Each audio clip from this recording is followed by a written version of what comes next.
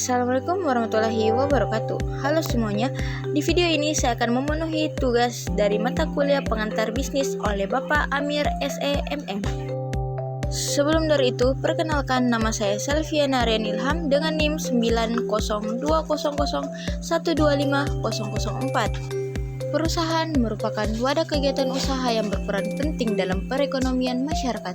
Di Indonesia, terdapat berbagai bentuk perusahaan, mulai dari usaha kecil yang dimiliki perorangan hingga badan usaha besar milik negara.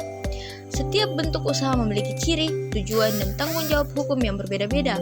Dengan memahami perbedaan tersebut, kita dapat mengetahui kelebihan dan kekurangan masing-masing serta perannya dalam meningkatkan kesejahteraan masyarakat.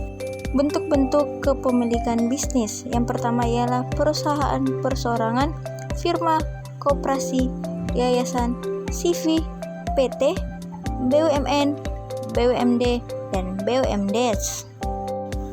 Yang pertama ialah perusahaan perseorangan. Perusahaan perseorangan adalah bentuk usaha yang dimiliki, dikelola, dan diawasi oleh satu orang saja. Bentuk usaha ini adalah yang paling sederhana karena tidak memerlukan akta notaris atau badan hukum resmi. Kelebihannya ialah mudah didirikan, biaya operasional rendah, dan keuntungan tidak terbagi. Namun, kekurangannya ialah modal terbatas dan tanggung jawab pemilik tidak terbatas. Contohnya ialah toko kelontong, warung makan, bengkel motor milik pribadi, dan usaha laundry rumahan. Yang kedua ialah firma atau kemitraan. Firma adalah bentuk persekutuan usaha yang didirikan oleh dua orang atau lebih dengan menggunakan nama bersama. Para anggota firma ikut serta dalam mengelola perusahaan, serta bertanggung jawab penuh terhadap segala kewajiban dan utang perusahaan. Firma umumnya banyak digunakan untuk usaha di bidang jasa seperti hukum dan akuntansi. Kelebihannya ialah modal lebih besar karena patungan, risiko dan tanggung jawab ditanggung bersama, dan keputusan diambil berdasarkan kesepakatan. Namun, kekurangannya ialah jika satu sekutu membuat kesalahan, sekutu lain juga ikut menanggung akibatnya. Risiko lebih besar daripada CV ataupun PT. Contohnya ialah firma hukum, firma arsitektur, dan firma akuntansi. Yang ketiga ialah koperasi. Koperasi adalah badan usaha yang beranggotakan orang-orang atau badan hukum koperasi dengan asas kekeluargaan dan gotong royong. Tujuannya adalah meningkatkan kesejahteraan anggotanya, bukan hanya mencari keuntungan semata. Modal koperasi berasal dari simpanan pokok, simpanan wajib, serta dana hibah. Keuntungan dibagikan kepada anggota dalam bentuk sisa hasil usaha, sesuai dengan besarnya partisipasi. Adapun kelebihannya ialah berasas demokrasi ekonomi, keuntungan dibagi adil, dan mengutamakan kepentingan anggota. Namun kekurangannya ialah pertumbuhan modal terbatas, pengelolaan sering terkendala jika partisipasi anggota rendah. Contohnya ialah koperasi unit desa, koperasi simpan pinjam, dan koperasi karyawan. Yang keempat ialah yayasan. Yayasan adalah badan hukum yang bergerak di bidang sosial, keagamaan, dan kemanusiaan. Yayasan bukanlah perusahaan yang bertujuan mencari laba, tetapi dapat menjalankan kegiatan usaha untuk menunjang tujuan sosialnya. Yayasan didirikan oleh seorang atau beberapa orang dengan harta kekayaan yang dipisahkan dari harta pribadi. Seluruh hasil usaha yayasan digunakan kembali untuk kepentingan sosial, pendidikan, atau kemanusiaan, bukan untuk dibagikan. Adapun kelebihannya ialah bisa membantu masyarakat luas mendapat kemudahan dari pemerintah dan citra sosial tinggi. Namun, kekurangannya ialah tidak boleh membagi keuntungan ke pengurus. Pendanaan sangat bergantung pada donatur. Contohnya ialah Yayasan Dompet Duafa, Yayasan Panti Asuhan, dan Yayasan Pendidikan Telkom. Yang kelima ialah CV. CV adalah bentuk persekutuan yang didirikan oleh dua orang pihak atau lebih. Terdiri dari sekutu aktif yang menjalankan usaha dan bertanggung jawab penuh, dan sekutu pasif hanya menanamkan modal tetapi tidak ikut campur dalam pengelolaan. Bentuk usaha ini cocok bagi pengusaha kecil hingga menengah yang ingin mendapatkan tambahan modal tanpa harus menjadi PT. Adapun kelebihannya ialah mudah didirikan, modal lebih besar daripada firma, sekutu pasif tidak menanggung kerugian lebih dari modal yang disetor. Kekurangannya ialah sekutu aktif tetap menanggung risiko besar. Keberlangsungan CV bisa terancam jika sekutu utama keluar. Contohnya ialah CV di bidang kontraktor, percetakan, dan CV penyedia jasa desain interior. Yang keenam adalah PT. PT adalah badan hukumnya modalnya terbagi atas saham dan pemilik saham bertanggung jawab atas sebatas modal yang ditanamkan. PT merupakan bentuk usaha modern dengan struktur organisasi lebih kompleks, biasanya dipimpin oleh direksi dan diawasi komisaris.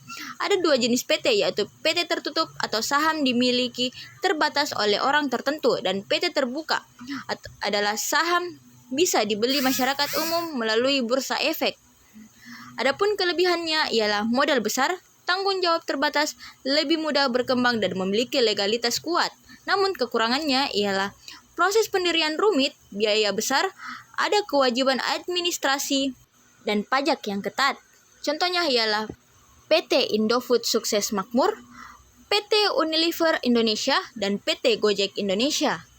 Yang ketujuh ialah BUMN. BUMN adalah badan usaha yang seluruh atau sebagian besar modalnya dimiliki oleh negara melalui penyertaan modal dari kekayaan negara yang dipisahkan. BUMN memiliki peran ganda, yaitu melayani kebutuhan masyarakat sekaligus menghasilkan keuntungan untuk negara.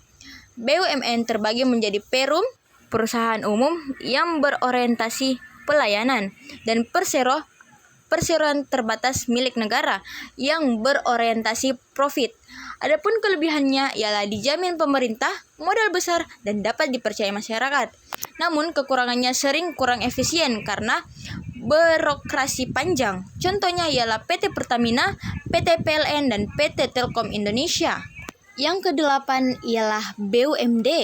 BUMD adalah badan usaha yang modalnya sebagian atau seluruhnya dimiliki pemerintah daerah. Tujuannya adalah untuk menyediakan pelayanan bagi masyarakat di daerah tertentu, sekaligus memberikan kontribusi bagi pendapatan asli daerah. BUMD biasanya bergerak di sektor yang dekat dengan kebutuhan masyarakat sehari-hari, misalnya air bersih, transportasi, dan perbankan daerah. Adapun kelebihannya ialah dapat memenuhi kebutuhan khusus masyarakat daerah dan memberikan pemasukan bagi APBD. Kekurangannya ialah manajemen sering terpengaruh kepentingan politik lokal dan tidak sekuat BUMN. Contohnya ialah PDAM, Bank DKI, dan Bank Jabar Banten. Yang kesembilan atau yang terakhir ialah BUMDes. BUMDes adalah badan usaha yang didirikan dan dimiliki oleh pemerintah desa serta dikelola bersama masyarakat. Tujuannya untuk mengelola potensi desa, meningkatkan ekonomi desa, serta membuka lapangan kerja bagi warga desa. Modal BUMDes berasal dari dana desa, penyertaan modal pemerintah, dan partisipasi masyarakat. Adapun kelebihannya ialah bisa memberdayakan masyarakat desa, meningkatkan pendapatan desa, dan mengurangi ketergantungan pada pihak luar. Namun, kekurangannya ialah keterbatasan modal dan SDM, serta resiko gagal jika manajemen tidak profesional.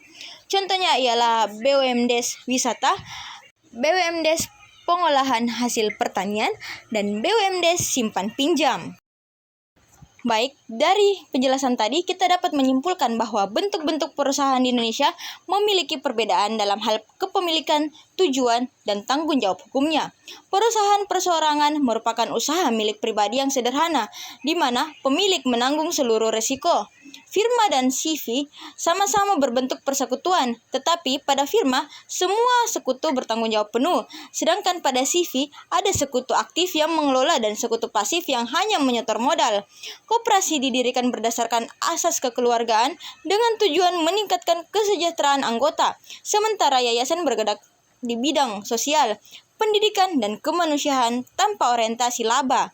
PT atau perseroan terbatas adalah badan hukum dengan modal berupa saham, sehingga tanggung jawab pemegang saham terbatas pada modal yang ditanamkan.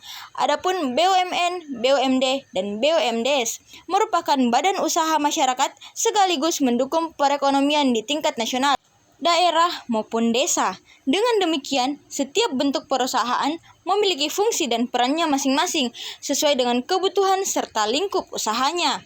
Oke, sekian itulah penjelasan saya mengenai bentuk-bentuk perusahaan yang ada di Indonesia. Kurang dan lebihnya mohon dimaafkan. Sekian, terima kasih. Wassalamualaikum warahmatullahi wabarakatuh.